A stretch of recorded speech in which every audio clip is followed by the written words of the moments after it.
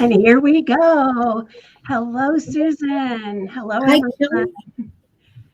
Welcome to Navigate Leadership. It's so exciting to get to talk with you again. Thank you. It's good to see you again. Looking forward to it. Yeah, and thank you to anyone that's able to join us today. So, as you know, if you're joining us on LinkedIn Live, so we can't tell who's joining. So, if you're here, if you want to post a note in the comments, we'll be able to see the comments as they pop up. We can't reply during the conversation, but we'll reply afterwards. But if you have questions for Susan or me, please just pop them in there and let us know if you're watching. And if you watch the video later, we appreciate that too. So welcome aboard, everyone. So we are here with Susan Boresow. She is the president and CEO of Massage Heights. Last month's interview was with Sharon Villegas, who is the CRO of Rebath. And it's funny, the things that you have in common with each other, and that wasn't planned to do these in a row. But last month was about Rebath, so all about bathroom and that made me think of like relaxation and rejuvenation and taking care of yourself. And today we're talking about massage and the therapeutic aspect of that and relaxation aspect of that. So I think I'm on a trend with the importance of all of that. And then franchising also, which is something I didn't really know a lot about and have learned some through the two of you. But you certainly have an interesting background. So let's start at the beginning and just go through starting with your family, one of 14 children. So how did that play into your leadership and set you up as a leader? Yeah, well, again, Kelly, thanks for having me. And, I'm from Kansas originally and oldest girl, second oldest of 14. And I really credit my parents, to be perfectly honest, because they led by example. And, I believe a lot of the leadership qualities I have today started way back when I was younger. And again, being the oldest girl, second oldest of so many younger siblings, I was in several roles. I had to make decisions, had a lot of responsibility, sacrificing, accountability, sometimes mediator, a lot of collaboration.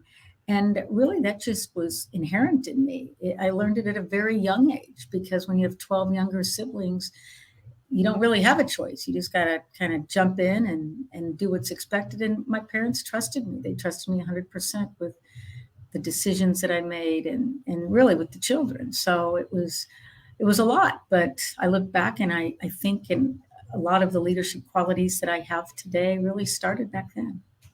I was thinking about like operations management and just the logistics of once you could driving people to all their different things and being on time for your events and picking them up and taking them and just the logistics of all of that. And that played a big part for me as an aunt. And I only have 7 nieces and nephews, and you have 54, is it? Yeah, 54 nieces and nephews, yes. So how does aunting play a role, or what are some commonalities between that and your role as a president and CEO? It's interesting because my nieces and nephews have grown up quite a bit, and a lot of it's role modeling. And honestly, I love sharing just the experiences that I've learned in my life, personally and professionally with them. Maybe they'll learn from that, understand, get a little bit more perspective. Some of the risk and things that I did that may or may not have worked out in my life or career or personally, just have them learn from some of my experiences. So it's about role modeling and spending time and investing the time with them. That's so nice. And are they around Kansas City? I forgot. Oh, they're all over. Okay, but the older they've grown, they're all over. But a lot of them are in the greater Kansas City, Overland Park, Prairie Village area. But gosh, they've spread out through Canada, California, Indy, Arizona. So they're starting to go in different areas of the country with their own lives and careers. Same. So are mine, but yours are in places where Massage Heights can grow. So over 120 locations in United States and Canada, right? And poised for growth. And when we talked before, I remember thinking ahead of time that, wow, people probably cut massages out of their budgets during COVID. but a lot of people added it in for self-care and couldn't take vacations. So did this, got into this kind of a routine instead. And so your company is poised for growth. So that's an exciting thing. And your career with leadership through these different brands. You've been affiliated with some of my favorite brands like McDonald. You've been a leader there, and Godfather's Pizza, Stone, not Stone Cold, Cold Stone Creamery, and then Title IX Boxing, and how you realized you told me that you had blinders. So tell that story about how you landed that role. Yeah, well, one of my lessons that I learned in my life, I started as a marketer, and I throughout these great brands, Sport Clips included, Pump It Up. I was always in marketing, in some capacity of marketing, which I loved, and went all over the country and grew my career. And after 30 years, I was at the International Franchise Convention in February of 2015. Never forget, it was on a Sunday, and I was in a leadership session, and I was listening to 5 presidents and CEOs on a panel, and one of them was John Rocci, and he was with Title Boxing Club. He was the president at the time. He lived in Ann Arbor, and it got me thinking, maybe, first of all, I was thinking about going back to Overland Park, Kansas, where my family was after 30 years to spend time with my parents as they were getting older. But I decided to send John a LinkedIn after his panel. And I said, great job on the panel. You don't know me, but if you're ever looking for a great marketing person, I'm thinking about going back to Overland Park, Kansas. I love fitness, love health, and, great to see you on the panel. And really didn't think I'd ever hear from John again. Well, I did really in the next couple of days, and our dialogues progressed, and we met, and it was interesting. He said, we really don't need a marketing person, but I need a president. I need somebody to lead this organization. And right then it just hit me. It was like, wow. I mean, I never thought of myself like that. And I just thought I'd be one of those great marketing people. And obviously somebody saw something in me that, I wish I would have seen, but I took it and I just thrived and really loved that opportunity of leading the Title Boxing Club for 6 years. And so what made you send that note in the first place? Like the gumption to send him a note? It's interesting. I was trying to just make a connection. First, I loved what he was talking about. It just was authentic. He spoke from the heart. And I thought, gosh, that's really a great someone I'd love to, have as a mentor. And, I was thinking about going back to Kansas, and I love fitness, and he did a great job. So I just wanted to make a connection more than anything. And I think that's in franchising and just in general, networking and getting to know people is really important to me. So it was just, hey, a spur of the moment, quick LinkedIn. So that's what it was. And so that's what everybody talks about with networking, to just be genuine and reach out. You really did think he did a great job on that panel, and you really did like what he had to say. And so reach out in a genuine way and connect on something real, and be your real self and connect with him in a real way. And, so many LinkedIn messages are just sales, and they don't even look at your profile, for example, and that's not really networking. So, but when you do have a real reason to connect, I encourage people to do that as well. So, I'm glad how that worked out. But then you also had the courage to say yes to considering that president role. So, how did that evolve, and then how did that role evolve your leadership philosophy or perspective? Yeah, I mean, I think in my career, I've taken a lot of risk. I got out of different industries. I was in food. I went into the haircut service industry, fitness, and I think that's part of leadership. It's having courage sometimes to take those risks. So, Title Boxing Club. When I led that organization, it was great. Being here at Massage Heights, where we obviously give therapeutic massages and facials and make people feel better. I love it. And I think my values and my leadership is more important than ever. I think listening and learning and developing authentic relationships and trust is just paramount. It's to where I'm at right now in this role. Yeah, that's so nice. Yeah, you mentioned finding your, I think you said you're finding your why or your purpose. And it does seem like over the course of your life with all the family and the being the one of 14 kids and how all that evolved and then to the evolution of your career and then to this and this role where you have to take care of the employees and the customers, but also the franchises. That's a lot of caring for a lot of people. And then it was on top of a pandemic, but everything that you talk about was about caring about them. And in our conversation before and on your LinkedIn profile, it says the first thing it says is culture, culture, culture. So it seems like it all just kind of came together in the truth of who you are. Yeah, I think culture is the center of everything. And I think I've learned the last several years more important than ever is how important culture is and how important living your values and trust is. And leadership is about trust and transparency and honesty and having great direct dialogue with your teammates, with your franchisees, be authentic about it, follow through, and just continue to recognize your team as well as your franchisees. And I think that's part of it. It's consistency, it's communication. And we have been communicating, and we did get back to field visits. And I've been out in the field visiting our franchisees since I started. We have Zoom calls every month with different franchisees just to, touch base on occasion. We have committees. We have a culture committee on our support team with our staff, as well as with our franchisees. So it is about culture. It's not just about saying it anymore. It's really about living it and learning and listening to your team and to your franchisees. And that's what we've done, and love it. I mean, self-care is never more important than it is today. Mm-hmm. Give our team an allowance every month just so they can put that towards whatever they deem is self-care to them. And I think that's so important, the flexibility and adapting to this new environment that we live in. But I still think your values are your values. And wherever you go, you have to bring them to life and communicate them to everybody so they know who you are and what's important to you.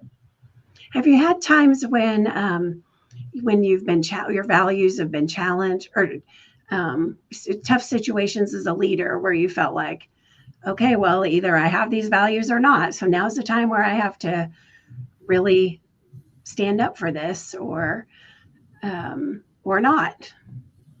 Yeah, I think you're always tested, tested all the time in life and in everything with our values. And at the end of the day, you got to look in the mirror and say, hey, I got to wake up the next day and I got to make sure I did the right thing and had the utmost integrity with my decision making, with my communication, with my people, with my family, with the franchisees, with the vendors and partners that we work with. So yeah, I think we're always tested, and I think that's really what really does drive you is can you adhere and stick to your values more so than anything. So happens all the time. Mm-hmm.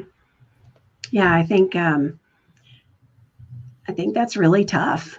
And it's easy to go with the flow or everybody else does it, or that's what the industry does, or no one's done it this way before. So figuring out what those values are and then standing solid in that is key. Might be what separates your organization from others, and not just in your industry, but just in general.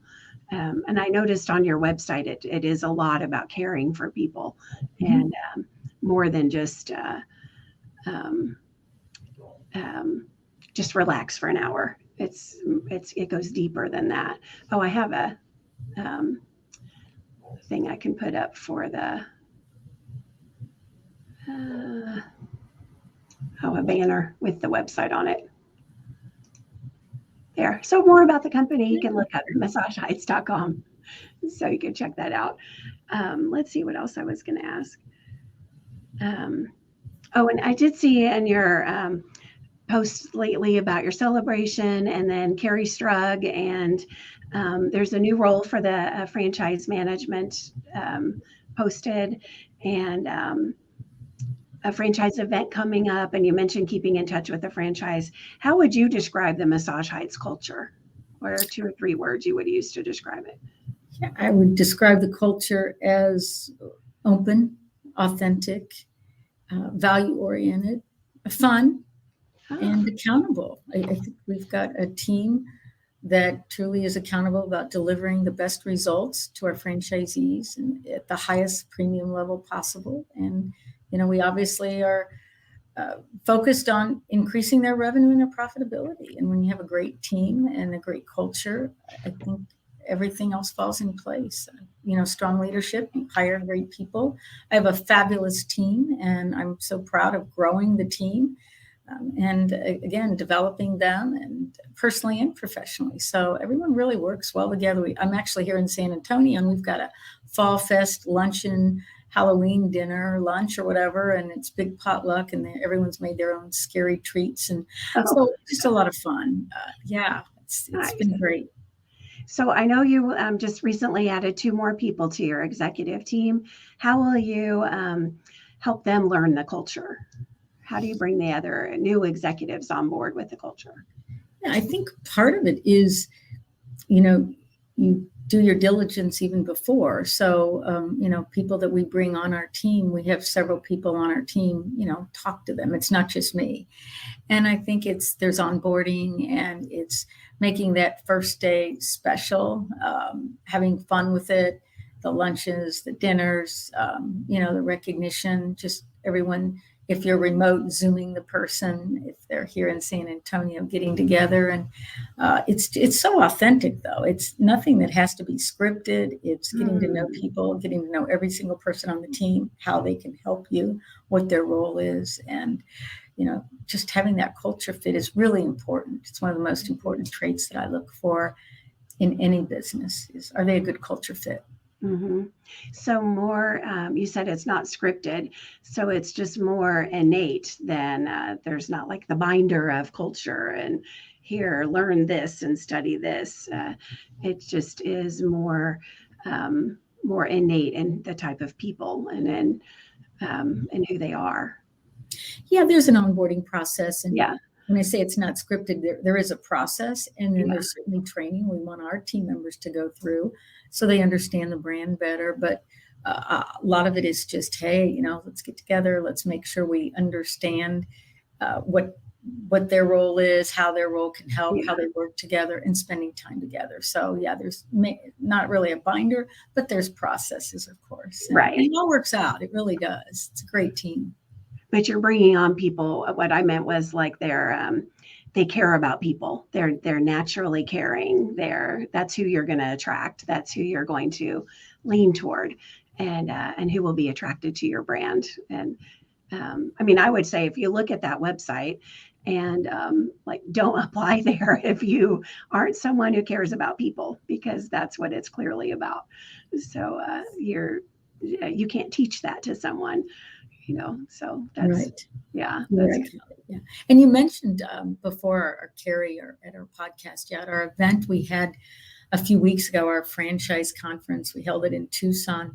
It was a surprise, not just guest, Carrie, the Olympic gold medal, who was just fabulous to bring out and surprise everybody. But we also had our Outside the Room, our podcast that our senior culture VP does every month, CG Funk. And we started our franchise conference with a surprise podcast. And it was a lot of fun. Never started a conference, how you typically start conferences and, with presentations, but this was a total live Outside the Room podcast surprise, along with Carrie, who shared her wisdom and her learnings and overcoming adversity and the whole rise to lead, which was our theme. And, that famous moment when she had to rise to lead in that moment that we all recall. So it was so phenomenal to have her. And we had therapists there, our lead therapists and therapists throughout the country, as well as our regional directors and our franchisees. So it was just so well attended and so upbeat, and it was so much fun. So she's such an inspiration to have. That was great. And I did watch that on your LinkedIn. So you can connect with Susan or follow her on LinkedIn and you can see the post. So yeah, it's inspiring for somebody that doesn't work there too. Yeah, and I remember her from back then. So yeah, that was really, really neat. And the surprise of it, that was exciting. Yeah, that's neat. That was cool. Um, what is your most important leadership lesson or leadership learning the last couple of years? It's a great question, Kelly. I've had so many life lessons in leadership, but the past few years, while it's always been there, what's really, I guess, come to the top of importance to me is giving back. And I believe that's a quality that all leaders, great leaders, have to have. And it's not just giving back financial, it's giving back your time, your support. I'm very involved in mentorship. I love mentoring. I work with the International Franchise Association and mentor colleagues as well as emerging new franchisors. Also, being the aunt of 54, there's some mentoring going on, but I believe in giving back and supporting what's important to you. And that's really one of my key core values today is just giving back. So biggest leadership lesson today and one that I hold true to my heart. Oh, that's nice. What about your organization? Do you do anything in the way of giving back in the communities that you're in? Are you involved corporate social responsibility or philanthropy and things like that? Yeah, all of our franchisees have local communities that they participate in causes and partner with great organizations. Now, from a national standpoint, what I think is just a great organization that we're part of is the Massage Heights Family Fund. And it's internal, and it's where we as a family donate to help our therapists, our estheticians, our regional directors, those are at the retreats when they're in need or tragic situations occur. And they do all the time. So these dollars are raised internally. We call it the Massage Heights Family Fund. And I mean, we just raised a significant amount at our conference with our franchisees and our team. And again, we have grants that come in from those in need that actually work at the retreats, kind of our own family, helping our own family. So it's an organization that we're all very involved with here. And it's very important that we help our own, Right. not just help those out there, but help those that are working with the customer every single day. And we've impacted lives in a very positive way. So great organization. It's one that I'm proud to be part of. That's great. Thank you for sharing that. That's really nice. Well, as we wrap up, is there anything else that you want to share on leadership or culture or your journey?